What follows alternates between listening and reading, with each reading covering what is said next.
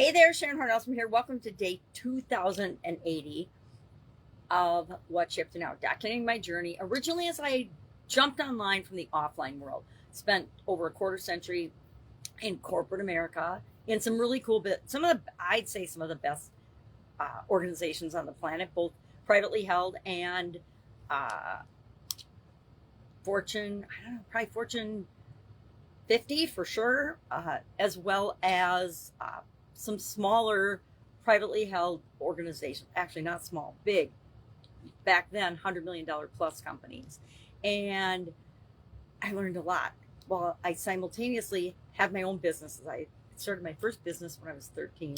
And from then on, I was sold on entrepreneurship and that it was really empowering to have something on the side as well as my regular corporate career because it made it possible for me to make decisions and choices that were in alignment with who I really am versus just doing what other people thought that I should do. It meant I could switch corporations and I could move from industry to industry because I gave myself permission to do that, right? Otherwise, there's a whole lot of pressure once you go into a certain role or a certain field to stay in that field no matter what.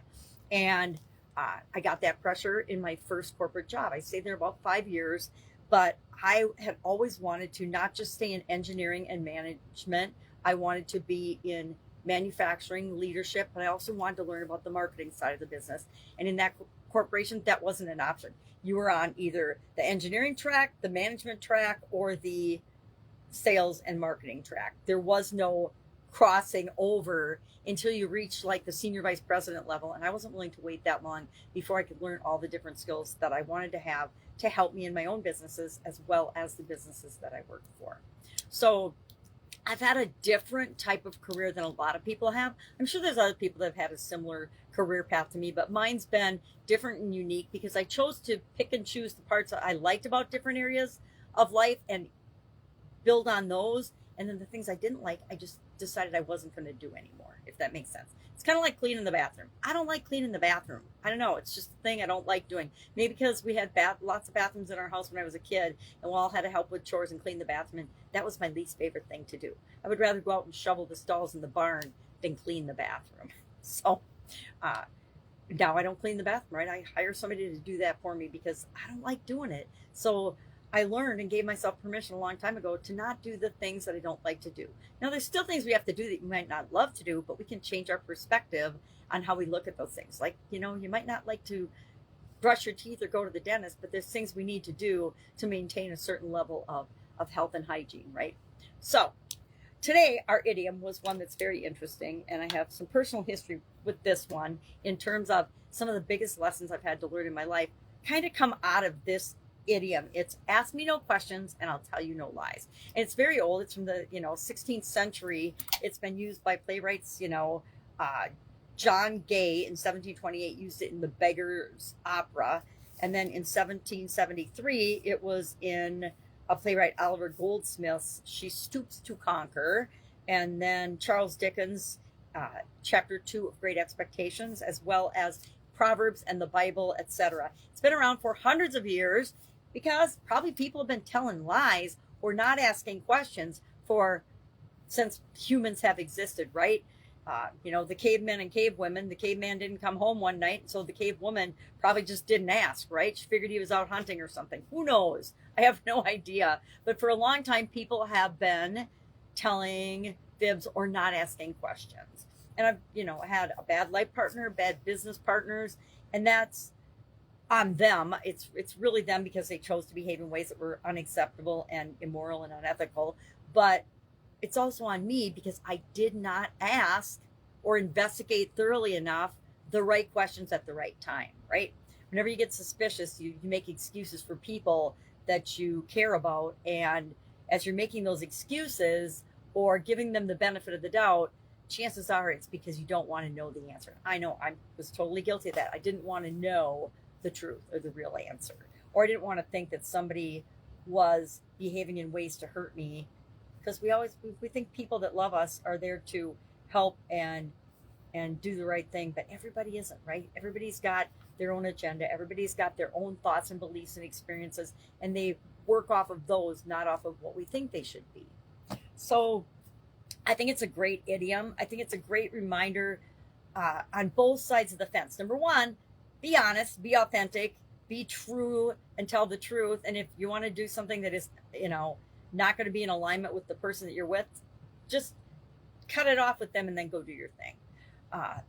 The other thing is to remind us to ask those tough questions, listen for the answer, but then still do some research and investigation. Don't just take it on surface value. Have you ever hired somebody off their resume without calling their references?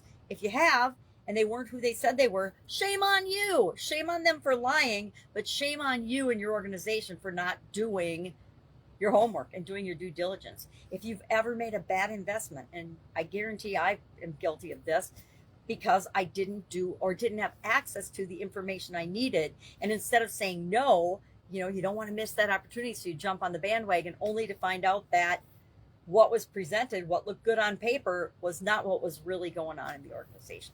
That's why I don't like to do and invest in the stock market anymore. I found through a lot of experiences that you can lose everything like that because of someone else's bad behavior, because we don't have access to the information that we need in order to decide if we're going to invest in something or not. That's why my investments are in real estate, in businesses that I do my due diligence about and really, really look into. And I ask those tough questions. And if I don't like the answers, or I don't get the answers, or if somebody's being evasive, the answer is just no for me. No, I'm not going to choose to participate.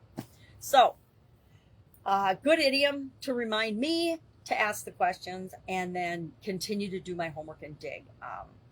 Usually, if we struggle in our businesses, it's because we jumped in without doing homework. Now, again, you don't want to get analysis paralysis and never make a choice or a decision, but you also don't want to shortcut because of things that we haven't investigated, if that makes sense. I think it makes sense. But, the right amount of risk and investment and asking questions is totally up to you. It's different, a little different for each of us. And I learned through some really hard lessons that you have to ask those questions, even if you don't want to hear the answer.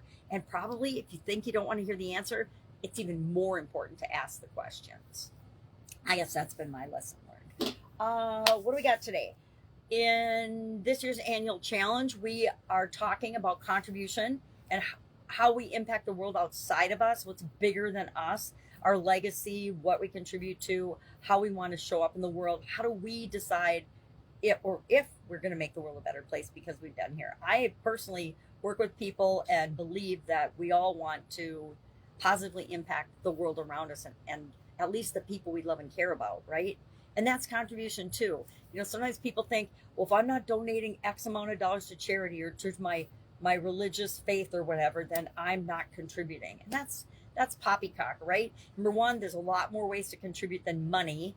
I think our time is more valuable than money. Our attention and our education and the lessons that we've learned, if we're sharing those, that's way more valuable than money, because who knows how much you're saving people if, like me revealing that I've made mistakes in terms of my life partner and partners in my business and really screwed up by not asking questions. If that even helps one person to ask those tough questions and saves them the heartache that I went through, then I think that's worth it. And that is contributing more than money could ever be factored into it.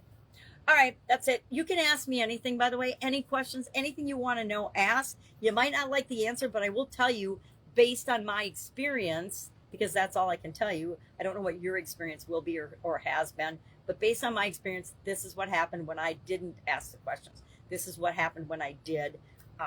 This is what happened when I failed in this business or lost this job or whatever. Ask away, because I will tell you. I will tell you anything you want to know. All right, that's it. Have an awesome day, and I'll, of course, be with you tomorrow. Bye.